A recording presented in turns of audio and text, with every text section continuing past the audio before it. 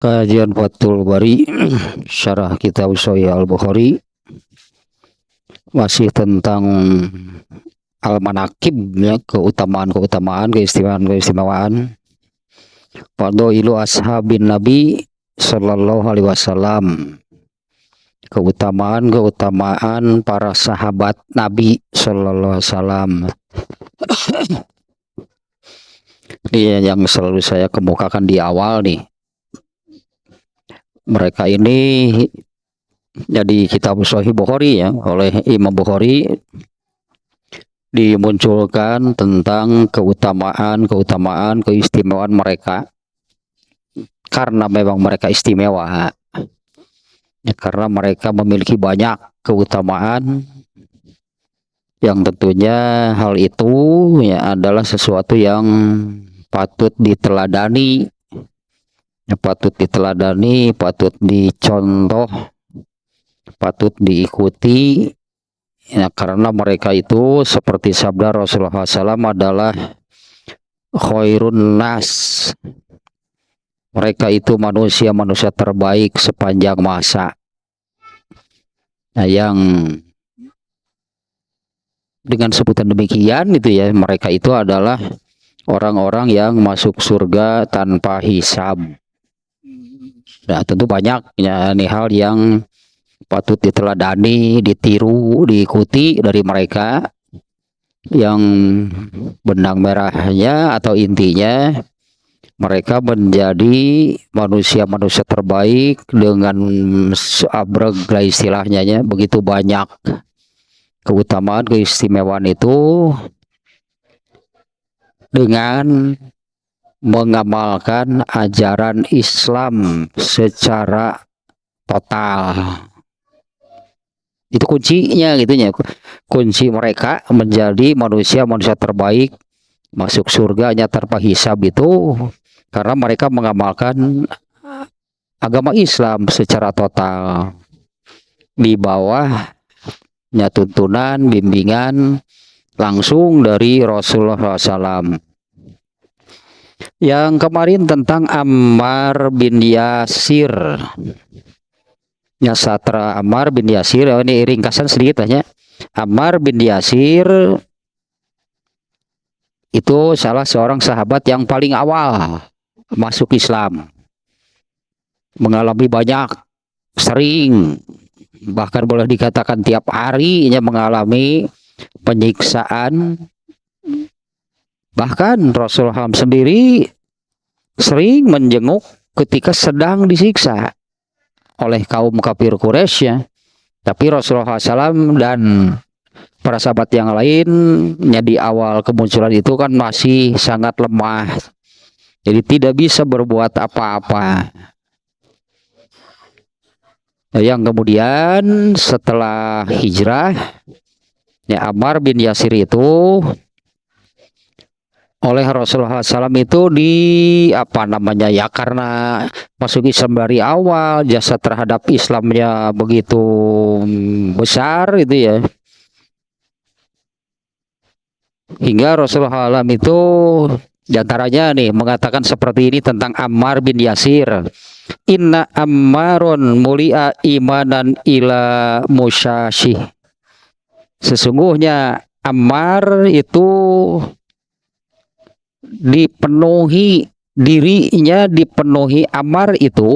Ammar bin Yasir itu dirinya dipenuhi dengan keimanan hingga ke sumsum tulangnya. Ini gambaran dari Rasul demikian Ammar bin Yasir ya. Nah, karena kalau keimanannya lemah, keimanannya kurang, tentu dengan siksaan yang teramat berat ya sudah menyerah gitulahnya, sudah keluar lagi dari agama Islam. Ini diantaranya komentar Rasulullah SAW tentang Ammar bin Yasir. Ya, ini kan diantara yang patut ditiru, artinya berimannya bersungguh-sungguh, beriman dengan keimanan yang pasti bertahap lah, nggak ada yang langsung keimanannya hebatnya bulat sempurna, enggak. bertahap. Nah, keimanannya terus berarti ditingkatkan, nah, hingga mencapai tahap sempurna sampai digambarkan seperti ini. Sesungguhnya Ammar bin Yasir itu dirinya dipenuhi dengan iman hingga ke sumsum tulangnya. Nah, ini gambaran yang luar biasa nih tentang keimanan Ammar bin Yasir. Nah, kemudian niat Rasulullah SAW juga nih mengatakan tentang Ammar bin Yasir, man ada Ammaron adahullahu wa man abghadu Ammaron abghadahullah. Ya, barang siapa memusuhi Ammar, maka Allah memusuhinya. Barang siapa yang membenci Ammar, maka Allah membencinya. Nah, hingga pada satu peristiwa Khalid bin Walid pernah ada masalah gitu, clash gitunya, ada masalah dengan Ammar bin Yasir. Itu sababul wurudnya Rasulullah SAW menyabdakan seperti ini ketika Ammar bin Yasir ada masalah dengan Khalid bin Walid. Seolah-olah Rasulullah itu membela Ammar dengan menyabdakan demikian, barang siapa memusuhi Ammar, Allah pasti memusuhinya. Dan barang siapa membenci Ammar, maka Allah akan membencinya. Maka Khalid bin Walidnya dengan sahabat luar biasa lah ya, dengan kelapangan hati, kebesaran jiwanya, ya, dia meminta maaf gitu ya kepada Ammar atas clash atau perselisihan lah yang terjadi, dan ya selanjutnya nggak ada masalah lagi di antara mereka. Nah, kemudian di masa-masa, karena Ammar bin Yasir ini umurnya panjangnya 93 tahun. 93 tahun nih mengalami sampai akhirnya syahid. 93 tahun ikut perang. Ya, 93 tahun ikut perang, yaitu pada perang Siffin. Itu yang terjadi di zaman kekhalifahan Ali bin Abi Thalib, ya, perang Siffin. Nah, Ammar bin Yasir syahid pada waktu perang Siffin. Tapi Rasulullah sendiri sudah menyabdakan tentang hal tersebut, yaitu mata Ammarun taktulu mata Ammarun taktulu Ammaron al-fi'atul baghiyah. Ya, Rasulullah SAW menyabdakan Ammar bin Yasir itu nanti ia akan mati dibunuh oleh golongan orang-orang yang durhaka. Ya, sabda Rasulullah kan pasti benarnya, ini Rasulullah sudah bersabda seperti ini. Nah, ternyata kan kemudian ya benarlah terjadi. Ammar bin Yasir itu dibunuh oleh orang-orang, ya, sekelompok orang-orang yang durhaka, yaitu yang membela Muawiyah, yang membela adiknya Muawiyah namanya Marwan. Jadi mereka ini adalah orang-orang yang baru gitulah masuk Islamnya, belum mengakar gitu ya Islam itu seperti para sahabat. Mereka itu dihasut sedikit saja masih terpengaruh dan benar. Nah, ternyata itu ya Muawiyahnya sendiri mendengar Rasulullah bersabda seperti ini, Ammar Ammar itu nanti akan dibunuh oleh golongan orang-orang yang durhaka. Sementara Ammar bin Yasir sendiri berada di pihak Ali bin Abi Thalib. Iya, pemberontak ya, ini nih pemberontak nih Muawiyah, dan pembisiknya itu parah mah pembisiknya. Muawiyah nggak mau, nggak berani, karena Muawiyah tahu bahwa Ammar akan mati dibunuh oleh golongan orang yang durhaka. Kalau Muawiyah memberontak melawan Lalu misalnya karena Ammar bin Yasir sendiri ada di pihak Ali bin Abi Thalib. Nah kalau sampai dia yang membunuh Ammar bin Yasir, oh, saya berarti ya kata Muawiyah berarti saya orang yang durhaka. Rasulullah sudah menjabarkan demikian. Nah matinya itu oleh nawarnya orang-orang yang karena saat itu sudah mulai orang-orang memperebutkan kekuasaan, haus jabatan, kemudian dengan kekayaan, ya pembisik-pembisik dan pengikut-pengikutnya, padahal Muawiyahnya enggak. Adiknya Muawiyah namanya Marwan, tah nu yang akhirnya kemudian sampai terjadi perang Siffin dan Ammar bin Yasir dibunuh oleh bukan oleh Muawiyah, bukan oleh Marwannya, tapi oleh pengikutnya ya di usia 93 tahun. Nah, itulah ya ringkasan sedikit tentang Ammar bin Yasir yang keimanannya jelas teruji, ya masuk Islam dari awal, mengalami penyiksaan yang sedemikian berat. Setelah hijrah kemudian semua perang diikuti. Dan Ammar bin Yasir ini hanya mau membela yang benar, itulah intinya ya. Nah sekarang nih yang berikutnya nih, sahabat berikutnya adalah Hudzaifah al-Yamani. Dikenal sebagai tempat menyimpan rahasia Rasulullah SAW. Nah di masa Umar bin Khattab ya, di masa Umar bin Khattab sebagai khalifah, Umar bin Khattab mengangkat Hudzaifah sebagai gubernur di Kufah. Di Kufahnya Hudzaifah, Umar bin Khattab ya mengangkatnya menjadi gubernurnya di Kufah. Dan mereka menunggu-nunggu, orang-orang Kufah itu ya menunggu-nunggu itu siapa gitu ya yang akan menjadi gubernur bagi mereka ya, yang diutus, yang ditetapkan oleh Umar bin Khattab. Ternyata Hudzaifah al-Yamani datang ke Kufah dengan dengan menunggangi keledai,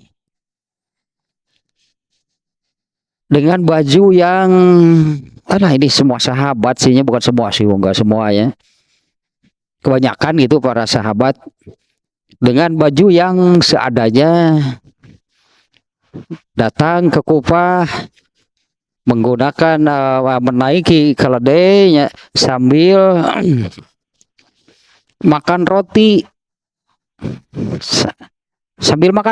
gitu ya. Ketika datang ke Kufah, orang-orang Kufah nggak nyangka ternyata dia itu gubernur itu yang diutus, yang ditetapkan oleh Umar bin Khattab. Nah, setelah mengetahui bahwa ini orangnya gitu ya, Hudzaifah al-Yamani ya, ini orangnya ternyata orang-orang Kufah gitu ya, mereka menunggu-nunggu dan begitu Hudzaifah sampai, maka dikenal nih, Hudzaifah ini dikenalnya, mereka dikenal seperti ini, sering sering menyampaikan sesuatu yang kelihatannya suka berseberangan. Berseberangan di sini bukan benar dan salah. Nah, nanti di hadis yang ini juga terkenal kan ya. Hudzaifah mengatakan orang-orang menanyakan kepada Rasulullah SAW tentang kebaikan, sementara aku menanyakan tentang keburukan kepada Rasulullah. Menanyakan tentang keburukan itu ya karena takut, karena khawatir kalau kena oleh keburukan tersebut. Jadi semacam ya. Mungkin di kita disebutnya apa ya? Kriminolog. Ya kriminologi itu kan mempelajari perihal kriminal kan keburukan. Tah juga gitu Huzaifah mah. Mungkin sekarang disebutnya kriminolog gitu yang mendalami ilmu kriminal. Sampai kalau kalau ada kejadian misalnya kejahatan seperti ini itu latar belakangnya apa gitu ya. Kurang lebih demikianlah nih Huzaifah itu banyak mendalami hal-hal tentang keburukan. Nah, maka orang-orang Kufah itu begitu Huzaifah sampai di sana, Huzaifah langsung memberi nasihat, jauhilah oleh kalian tempat-tempat fitnah.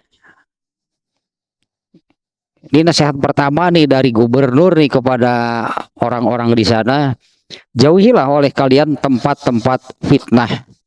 Mereka bertanya, nah, di manakah tempat-tempat fitnah itu, wahai Abu Abdillah? Nah, semua itu kan dapat julukan Abu Abdillah. Di mana tempat-tempat fitnah itu? Huzaifah menjawab, pintu rumah para pembesar. Di situ tempat fitnah itu ya, pintu rumah para pembesar. Seorang di antara kalian masuk menemui mereka dan mengiyakan, membenarkan ucapan palsu mereka serta memuji perbuatan baik yang tidak pernah mereka lakukan. Tiba lagi gitu-gitu kene. Sekarang bagaimana? Sama saja. Jauhilah oleh kalian tempat-tempat fitnah. Di mana tempat-tempat fitnah itu? Pintu rumah para pembesar. Seorang di antara kalian masuk menemui mereka dan mengiyakan, membenarkan ucapan palsu mereka serta memuji perbuatan baik yang tidak pernah mereka lakukan. Nah, Huzaifah sendiri, jadi sangat keras. Huzaifah sendirinya sangat keras untuk hal kemunafikan. Jadi Huzaifah itu selain dikenal sebagai tempat menyimpan rahasia Rasulullah SAW, Huzaifah itu juga dikenal sebagai seterunya, lawannya kemunafikan. Huzaifah sangat membenci hal yang bersifat abu-abu disebutnya ya. Bersifat abu-abu, kemudian kemunafikan, kelicikan, culas, bermuka dua. Nah, ini Huzaifah paling keras itu untuk hal-hal seperti itu. Ya, Huzaifah itu dikenal dengan seterunya kemunafikan, kawannya keterbukaan. Nah, itu sebutan Huzaifahnya. Selain tempat menyimpan rahasia Rasulullah, Huzaifah itu ya dikenal dengan itu seterunya kemunafikan dan kawannya keterbukaan. Huzaifah sangat membenci itu kalau anggaplah seperti ini. Apabila seseorang itu menyampaikan sesuatu tapi masih ada yang disembunyikan, nah itu yang paling kerasnya Huzaifah dalam urusan tersebut. Kurang lebih demikian ya, apabila seseorang mengatakan sesuatu, menyampaikan sesuatu, tapi itu masih ada yang disembunyikan. Nah, Huzaifah menyebutnya ya kemunafikan yang seperti itu ya. Kenapa tidak dikatakan semuanya? Kawannya keterbukaan, artinya ya ungkaplah semuanya. Jangan sebagian gitu, ada yang disembunyikan. Ya, dikenalnya Huzaifah itu dikenal dengan sebutan itulah seterunya atau lawannya kemunafikan dan kawannya keterbukaan. Nah, Huzaifah sendiri dari Yaman, ya makanya Huzaifah al-Yamani, orang Yaman berarti. Dia masuk Islam diajak oleh bapaknya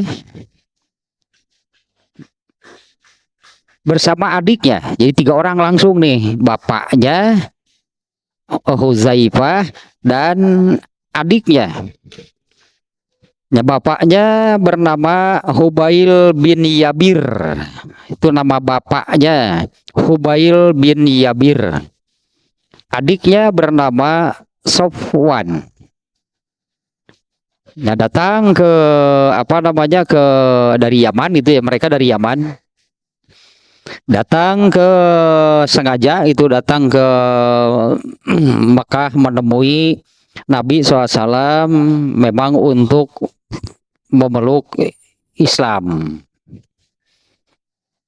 3 orang ya, bapaknya Hubail bin Yabir dan adiknya Sofwan bersama Huzaifah. Ya, dia ini masuk Islam. Jadi bapaknya yang membawanya masuk Islam.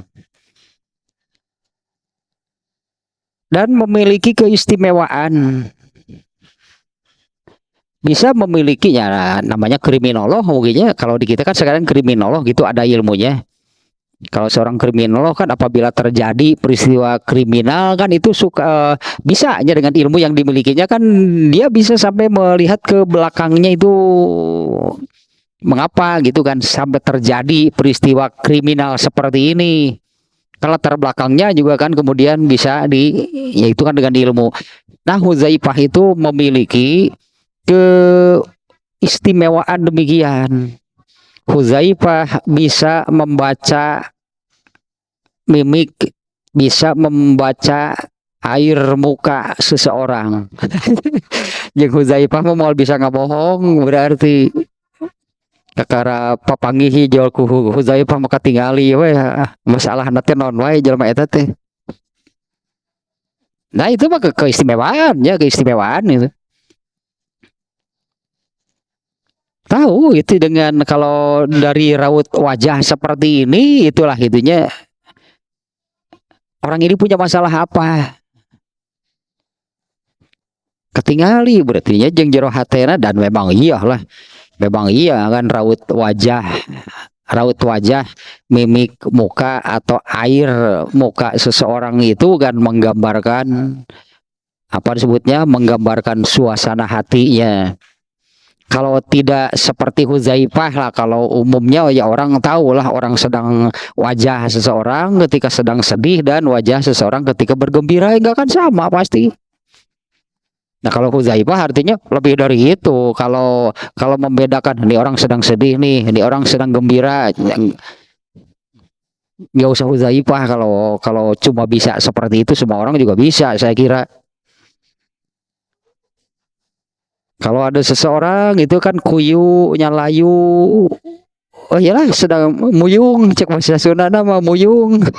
Ya pasti tahu dia itu sedang sedih, punya masalah berat misalnya. Ya seperti itulah air mukanya. Ya, meskipun kan ada orang yang bisa menyembunyikan kesedihannya, ada orang yang bisa menyembunyikan itulahnya suasana hatinya sampai orang tidak tahu, sampai orang tidak menyangka gitu bahwa orang itu sedang sedih, sedang punya masalah, sedang gembira. Ya ada juga yang demikian. Nah, Huzaifah ya memiliki kelebihan seperti itu. Yang memiliki kelebihan mampu membaca, hal gitulahnya, mampu membaca raut wajah, yang mimik ekspresi seseorang, wajah seseorang gitu ya, dan sering akurat itu ya. Ya namanya ini kan keistimewaan. Nah, sehingga Umar bin Khattab ketika menjadi khalifah sering meminta pendapat kepada Huzaifah, sering, dan pendapatnya itu yang dipegang gitunya, yang dijalankan itu oleh Umar bin Khattab. Nah, ini kan sesuai dengan julukan yang terkenal dari Huzaifah itu kan tempat menyimpan rahasia Rasulullah SAW. Berarti sering kan Rasulullah SAW itu tempat menyimpan rahasia, tempat curhat. Itulah tempat menyimpan rahasia, tempat curhatnya Rasulullah itu ke Hudzaifah, di antaranya hanya buat, tapi bukan hanya satu. Nah, kita lanjutkan nih. Di Hudzaifah itu boleh disebut dia adalah orang yang benar, ya, orang yang jujur, orang yang anti, itulah kemunafikan. Dan Hudzaifah itu memandang hina, gitulahnya, memandang hina yang tadinya kemunafikan, kemudian apa namanya, ketidakjujuran, culas, bermuka dua, samar, abu-abu lah, itu paling dibenci. Yang Hudzaifah sangat membenci, sangat di mata Hudzaifah lah gitunya, hal itu adalah hal-hal yang hina. Nah, Hudzaifahnya sendiri, dia orang yang benar, dia orang yang jujur, anti itulahnya, anti ke apa namanya, ke munafikan, itu anti kebohongan. Nah, Hudzaifah ini seperti saya katakan tadi bahwa di ini boleh disebut demikian nih di sini ya. Hudzaifah radhiyallahu anhu itu tidak berhenti mempelajari kejahatan dan orang-orang jahat. Ya, kriminolog kan. Hudzaifah itu tidak berhenti mempelajari kejahatan dan orang-orang jahat. Dan mempelajari kemunafikan serta orang-orang munafik. Nah, ini yang Hudzaifah itu ya, kalau orang berpikirnya namanya kriminolog kan, berarti kan yang didalaminya kan urusan kejahatan, kriminal. Sehingga sering yang ditanyakan oleh Hudzaifah itu adalah hal yang buruk. Nah, diantaranya nih dalam sebuah hadis riwayat Bukhari juga ada nih. No, ya teh anu dakhonun alah dakhonun, Islam yang samar. Yang Hudzaifah kan mengatakan, kanan nasu yas'aluna Rasulullah sallallahu alaihi wasallam khairi wa kuntu as'aluhu anisyarri makhafata yudrikani. Ya, Hudzaifah mengatakan orang-orang, ya, para sahabatnya menanyakan kepada Rasulullah SAW tentang kebaikan, sementara aku menanyakan kepada Rasulullah tentang keburukan. Makhofata an yudrikani, apa namanya, karena aku takut kena oleh keburukan tersebut. Nah, Hudzaifah menanyakan, ini hadis yang ininya di Bukhari, dalam Imam Bukhari diantaranya di Kitabul Fitan, ya, ini ya, keburukan, fitnah itu hal yang buruk. Hudzaifah menanyakan kepada Rasulullah, ya Rasulullah, inna kunna fi jahiliyatin wa syarrin. Wahai Rasulullah, dulu kami hidup jahiliyah dan keburukan. Nah, hidup jahiliyah itu memang demikian ya. Musyrik, ya, kufur, musyrik, keburukan. Faja'ana Allahu bihadzal khair. Kemudian Allah menurunkan kebaikan ini, yaitu Islam. Kemudian Allah mendatangkan kepada kami kebaikan ini. Fahal ba'da hadzal khairi min syarrin. Apakah setelah kebaikan ini akan ada lagi keburukan? Qala, Rasulullah menjawab, na'am. Qultu fahal ba'da hadzal syarri min khair. Apakah setelah keburukan ini ada lagi kebaikan? Qala, Rasulullah menjawab, na'am, ya. Wa fihi dakhonun.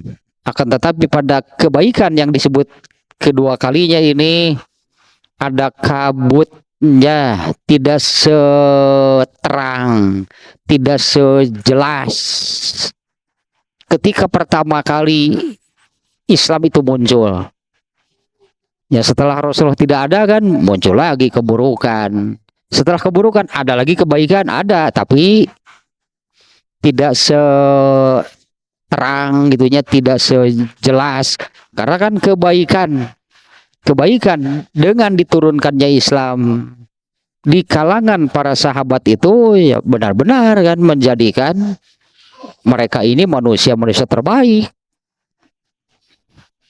Ya, dengan Islam itu kan, nah ini kebaikan yang dimaksud oleh Hudzaifah itu, dulu kami hidup jahiliyah, kemudian Allah mendatangkan kepada kami kebaikan ini, yaitu Islam, benar itulah, terang benderang, jelas, tegas. Jadilah mereka manusia-manusia terbaik. Nah setelah itu ada keburukan ya ada. Keburukan itu seperti apa? Ya jahiliyah lagi kan, asalnya yang buruk itu jahiliyah. Dan yang disebut jahiliyah itu tanpa Islam. Ya tanpa Islam gitu ya. Kebetulan juga nih malam tadinya dalam Kitabul Iman. Kitabul Iman yang malam tadinya Imam Bukhari-nya juga kajian Fathul Bari Sahih Bukhari, yaitu iza lam yakunil islamu alal haqiqah. Itu yang terjemah bebasnya atau maksud dari Imam Bukhari adalah apabila beragama Islam tapi tidak mengamalkan ajarannya, beragama Islam tapi tidak mengamalkannya.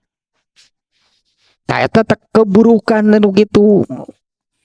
Jauh lagi dari Islam, buruk pasti seperti sebelum Islam itu diturunkan. Buruk, iya, seperti kata Hudzaifah, dulu kami jahiliyah, keburukan. Hidup kami ini kafir, musyrik, keburukan. Nah, setelah keburukan, Allah menurunkan Islam. Nah, setelah kebaikan ini jelas dirasakan, didapatkan oleh para sahabat, apa nanti ada keburukan lagi? Iya. Seperti apa? Tanpa Islam, keburukan itu tanpa Islam. Nah, setelah keburukan yang kedua ini ada lagi kebaikan nggak? Ada, akan tetapi kebaikannya walakin fihi dakhonun wa fihi dakhonun, tapi berkabut, tidak sebaik itunya Islam itu di awal. Berkabut, samar, tidak jelas. Tapi lumayan. Tapi lumayan nih, ini karena fase kebaikan kan. Tapi lumayan, artinya nggak akan ada, memang nggak akan terjadi lagi. Islam itu seperti di awal, itulahnya di awal Allah menurunkan, di mana hal itu kan dijalankan itu kan dengan total oleh para sahabat. Wa fihi dakhonun, akan tetapi berkabut. Aku bertanya, wa ma dakhonuhu? Apa dakhonnya? Apa kabutnya? Apa yang membuat Islam itu menjadi samar, tidak sejernih, tidak sebaik di awal gitunya diturunkan oleh Allah? Qala qaumun yastanuna bi ghairi sunnati wa yahtaduna bi ghairi hadi. Nih orang Islam yang dimaksud ternyata kan. Bagaimana sih berkabutnya? Bagaimana sih jadi tidak jelasnya? Kaumun, yaitu orang-orang yastanuna bigoiri sunnati, mereka mengikuti sunnah selain sunnahku. Orang Islam nih, tapi mengikuti sunnah selain sunnah Rasulullah. Wayahtaduna bigoiri hadi, dan mereka berpegang kepada petunjuk selain petunjukku. Orang-orang Islam deh rujukan anak buku-buku dari Barat. Kita berpegang kepada selain petunjukku. Acara nate parenting, aduh gaya seminar anu yang disampaikan itu ilmu-ilmu bukan dari Islam. Padahal ini yang mengadakannya organisasi Islam. Tapi gitu ya acarana teh seminar parenting. Naon itu teh ngaranna teh ulah karena itu teh lah. Dan yang disampaikannya itu bukan dari Islam. Itu dari siapa? Nah, menurut hadis ini yastanuna bi ghairi sunnati, mereka bersunnah artinya mengikuti ala cara ala no ala usum no. Bukan dariku, bukan dari Nabi. Dari siapa? Dari luar berarti. Banyak nih kalau kita perhatikan nih sebetulnya ya acara-acara yang demikian lah judulnya semacam seminar apa atau parenting yang demikian lah. Nah, ternyata yang disampaikannya itu bukan dari Islam. Itulah teori-teori atau apa-apa yang ya dari Barat. Nggak aneh ternyata ini Rasulullah sudah menyabdakan demikian. Kebaikan nih, pasti kebaikan yang ditanyakan, tapi tidak sejernih, itulahnya tidak sejernih, tidak sejelas, tidak setegas dulu di awal. Berkabut Islamnya. Paling hanya mengutip ayat, mengutip hadis. Apa sih maksudnya? Apa maknanya? Bagaimana dalamnya? Bagaimana dalamnya gitu. Dari ayat atau hadis tersebut enggak, hanya mengutip redaksinya saja. Adapun yang dijelaskannya nih menurut teori Dalton Allah dan sebagainya lah anu karar itulah. Walt Disney mengatakan cintailah apa yang kamu kerjakan dan kerjakanlah apa yang kamu cintai. Ngagugun nafsu ngaranna cek urang Sunda cek Islam mengenuturkeun al hawa gitu teh. Itu benar ya. Kalau nggak salah itu siapa Walt Disney kan terkenalnya. Cintailah apa yang kamu kerjakan dan kerjakanlah apa yang kamu sukai. Gak gugun nafsu gitu teh. Atau jauh dari ajaran Islam gitu mah. Tapi itu teh meni bangga orang Islam. Ditempel lah di dinding gitu teh. Duh, orang Islam dah hadis atuh ditempel dina di dinding teh pelajaran dari Nabi. Nah yang seperti itulah orang Islam kan pelakunya. Jadi judulnya pun sudah ala-ala itu judul lagi sudah ala-ala mereka we lah judulnya teh apa namanya biasa gaya gitu teh acarana parenting. Nah, itu orang Islam aduh ampun. Seminar apa gitu ya. Ini pernah nih ya, pernah nih juga saya masih ingat kejadiannya. Ada acara apalah gitulahnya. Di antaranya nih pesertanya ada itunya saat itu yang seorang dosen lah gitunya.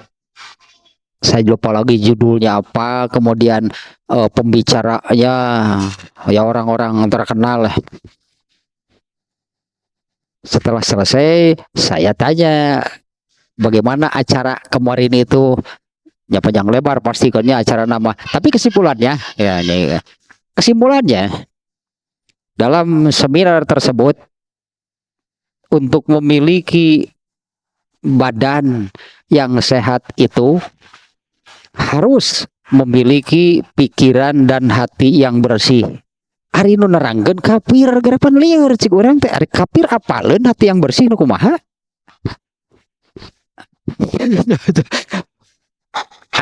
Satu kudu milu seminar gitu mah udah cek hadis eta mah. Hadis sudah menjelaskan dan hadis juga menjelaskan yang mengotori hati itu apa saja di hadis komplit. Nah akal berarti kan karena kan bukan berdasarkan dalil. Ini kafir nih yang bicara. Untuk memiliki badan yang sehat itu harus memiliki pikiran dan hati yang bersih. Saya nggak bicara sih saat itu dah hati kudu ngomong kudu milu gitu atuh gitu mahal mahal geus ka dieu sok perlu dalil perlu hadis nu eta dina Islam aya atuh gitu mah teu aneh eta tadakhonun teh geuning eta nepi itunya ternyata akal manusia sampai kepada kesimpulan seperti itu. Untuk memiliki badan yang sehat itu harus memiliki pikiran dan hati yang bersih. Dan itu mah aya hiji hadis lagi mah nu kitu mah kudu seminar berjam-jam dan banyak pembicara. Tah hadisna selesai padahal mah. Nah yang bicara kafir, kafir tahu nggak pikiran yang bersih? Kafir tahu nggak hati yang bersih? Itu yang mereka nggak tahu. Seperti begini nih, akal manusia akan sampai kepada bahwa alam raya ini tidak muncul dengan sendirinya. Pasti ada yang menciptakannya. Dan yang menciptakannya harus yang wah, super segalanya. Yang menciptakannya kreatornya gitunya penciptanya wah ini harus yang maha nepi akal jelema ge nepi kadinya mah coba lamun ku ayat hiji kan cukup kudu penelitian pemikiran yang begitu panjang begitu lama coba dengan ayat Allahul ladzi khalaqas samawati wal arda wa ma bainahuma Allah lah yang menciptakan seluruh lapisan langit, bumi, dan segala yang ada di dalamnya. Cukup dengan satu ayat, terang benderang. Dayeta yastanuna bigoiri sunnati, hidup mereka itu tidak mengikuti sunnahku. Wayahtaduna bigoiri hadi, dan mereka mengikuti petunjuk bukan petunjukku. Eta teh orang Islam, eta teh kitu teh. Wa qultu hal ba'da zalikal khairi min syarrin. Apakah setelah kebaikan yang berkabut itu ada lagi kebaikan keburukan? Qala na'am. Du'atun ila abwabi jahannam. Di mana orang-orang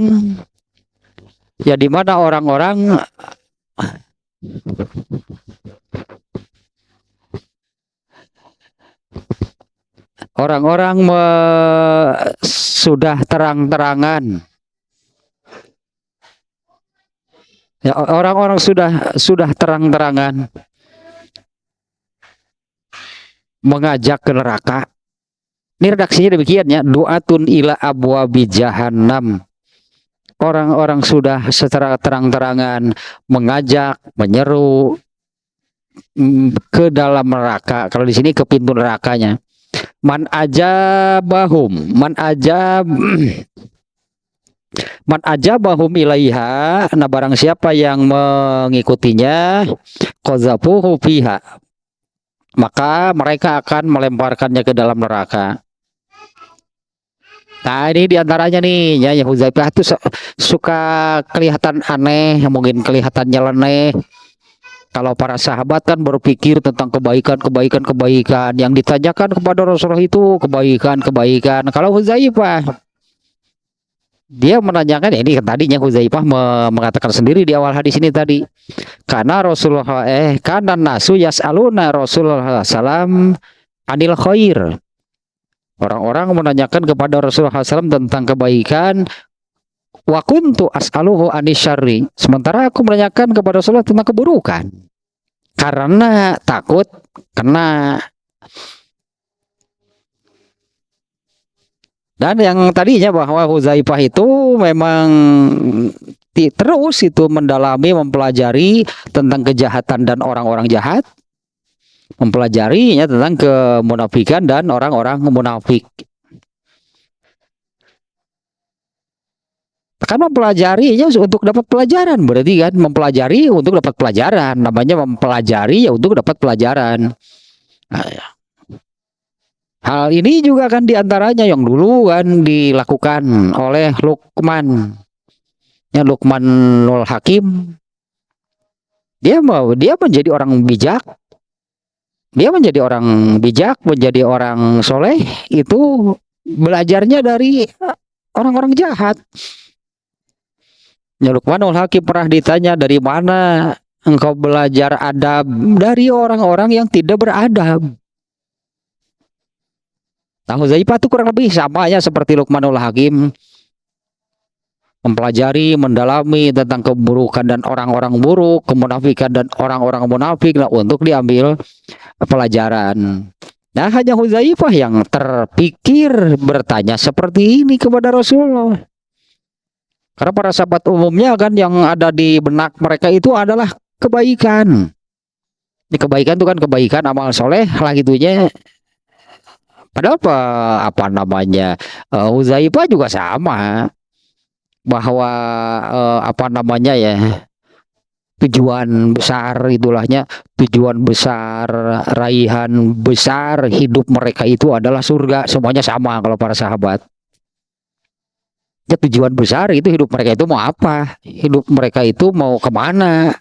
Surga, nggak ada yang lain. Nah, tapi kan hal-hal yang mengganggunya itu kan ya hal-hal keburukan. Karena kalau ingin ke surga berarti kan harus dengan kebaikan. Ya, sementara kan keburukan itu bisa mengganggu. Makanya Pak Hudzaifah, aku menanyakan kepada Rasulullah SAW itu karena takut kena.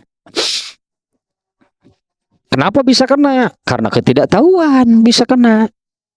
Makanya diungkaplah itunya oleh Hudzaifah. Ini beruntung nih ada sahabat seperti ini nih. Sehingga di dalam hadis ini kan, di dalam hadis yang barusan,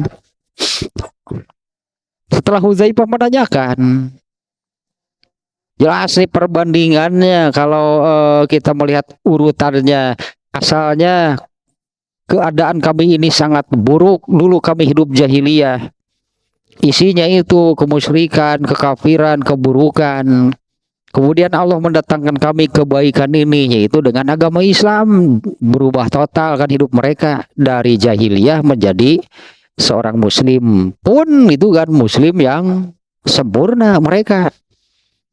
Nah, tapi setelah itu bagaimana?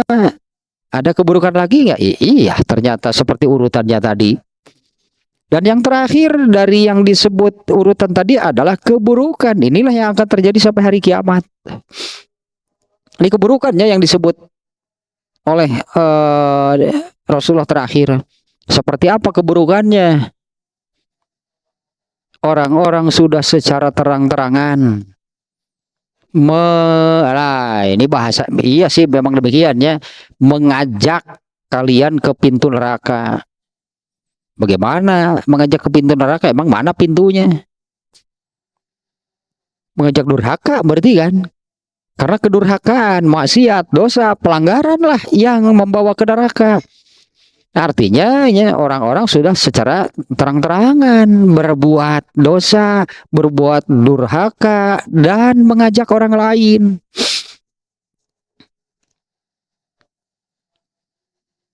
Manhum ya Rasulullah. Seperti apa itunya, seperti apa? Siapa mereka yang secara terang-terangan mengajak ke neraka? Hum bijildatina wa yatakallamuna bi alsinatina. Ya, kan orang Islam nih, bukan orang lain. Rasulullah mengungkapkannya dengan demikian, kulit mereka sama dengan kita. Yang dibicarakannya sama dengan kita. Rasulullah dengan para sahabat kan selalu bicara agama. Tidak pernah lepas dari agama kan bicara mereka. Mereka juga sama. Ngomongnya iya, artinya kalau ngomongnya iya urusan agama, urusan surga neraka, tapi mereka sudah secara terang-terangan ya berbuat dosa, berbuat kemungkaran, berbuat maksiat, dan mengajak orang lain. Barang siapa mengikutinya, maka mereka akan menjerumuskannya ke dalam neraka. Ini beruntung ya ada seorang sahabat seperti Hudzaifah nih yang seperti ini kan. Untuk ke surga itu kan harus dengan kebaikan. Dan kebaikan itu yang tadi yang dimaksud adalah Islam. Dengan Islam kan mereka dari buruk berubah menjadi baik. Nah, kalau para sahabat lebih banyak bertanya itu urusan-urusan kebaikan. Nah, padahal untuk hal seperti itu, ini urusan keburukan. Urusan keburukan yang apa namanya ya, banyak dilupakan, banyak diabaikan, padahal ini nih yang bisa mengganggu. Ini nih yang bisa mengganggu itu kebaikan yang mau dijalani. Nah, kebaikan yang kedua, alah, sehingga gitu ta. Kebaikan yang kedua mah samar. Seperti yang seperti yang aduh apa namanya? Aduh tadi lah pokoknya mah parenting lah dan aduh karena itu ta. Nah, orang Islam teh kenapa malah malah bersunahkan sunnah selain Nabi? Mengapa berpegang kepada petunjuk bimbingan itulahnya bukan petunjuk dan bimbingan dari Nabi? Eta Islam kebaikan yang samar itu yang demikian.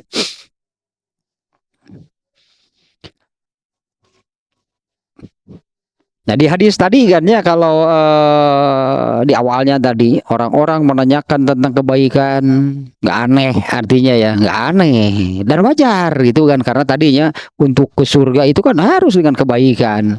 Makanya mereka para sahabat banyak yang ingin tahu kebaikan. Karena mereka kebaikan itu akan dilakukan oleh mereka kan hanya dengan itu kan caranya ke surga. Nah, ini yang tidak terpikir, yang terabaikan oleh sahabat yang lain. Hanya Hudzaifah yang seperti ini nih ya. Banyak nih Hudzaifah ini menanyakannya tentang hal-hal yang buruk. Satu lagi nih ya. Tentang hal yang buruk nih. Dan hanya Hudzaifah yang tahu ternyata. Ini juga dalam Kitabul Fitannya, dalam Sahih Bukhari, dalam Kitabul Fitan itu judulnya kan al fitnatul lati tamuju kamaujil bahri. Fitnah besar nih bagi kaum muslimin. Kaum muslimin secara global nih. Baik dari dulu sampai hari ini dan sampai hari kiamat kaum muslimin ini kena oleh fitnah yang Rasulullah sendiri menyebut tamuju kamaujil bahri, seperti tsunami di lautan. Fitnahnya itu seperti tsunami itunya yang kena kepada kaum muslimin.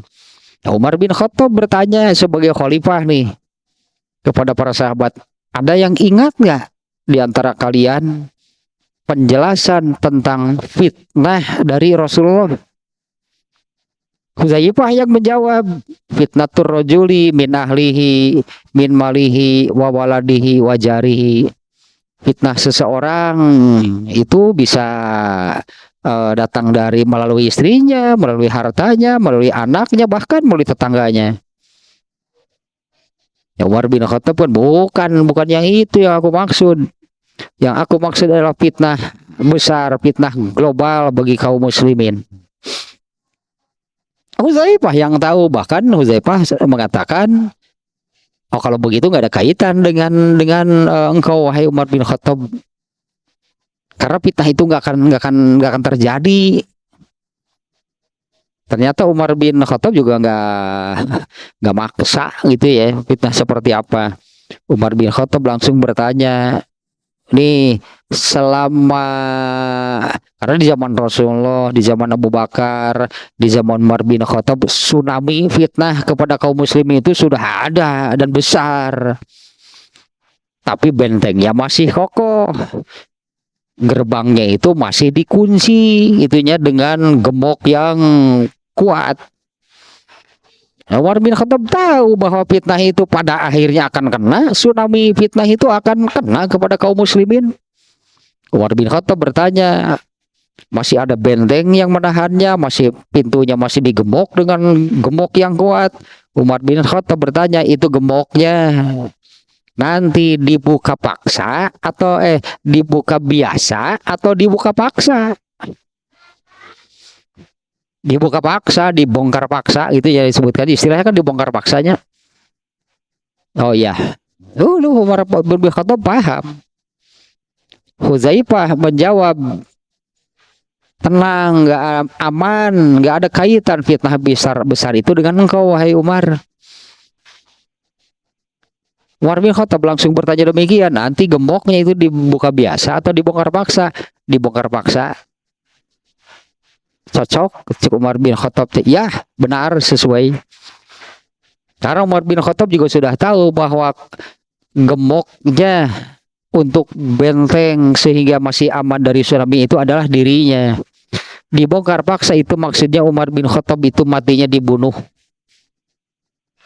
Setelah kematian Umar bin Khattab, ya benarlah itu bablas atau badai tsunami fitnah ke dalam kaum muslimin itu dimulai sejak Umar bin Khattab terbunuh. Umar ini hadis itunya Umar bin Khattab ya bertanya kepada semuanya. Siapa di antara kalian yang ingat penjelasan tentang fitnah dari Rasulullah? Ternyata yang menjawab hanya satu orang. Hudzaifahnya yang menjawab. Nah itu di antara semacam rahasia.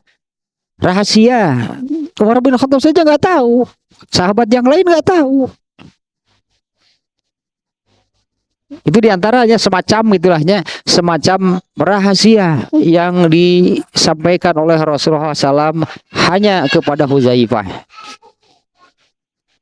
Dan Hudzaifahnya juga memegang teguh itulah rahasianya, itu karena Umar bin Khattab bertanya.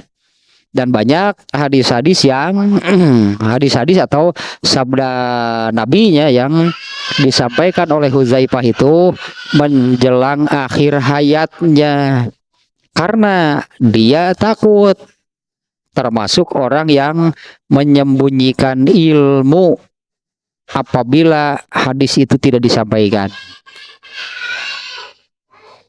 Kemudian dalam Kitabul Fitan banyaknya tentang hal keburukan nih, fitnah, kerusakan itu kan, kerusakan kaum muslimin. Hudzaifah juga nih hadisnya. Yaitu yang aku ingat tentang penjelasan dua hal. Aku ingat dua hal penjelasan Rasulullah SAW tentang amanah. Yang amanah yang pertama itu sudah terjadi, sudah aku saksikan, dan aku sedang menunggu nih penjelasan tentang amanah yang kedua dari Rasulullah SAW. Penjelasan tentang amanah yaitu tentang dicabutnya amanah. Itu juga Hudzaifah yang tahu.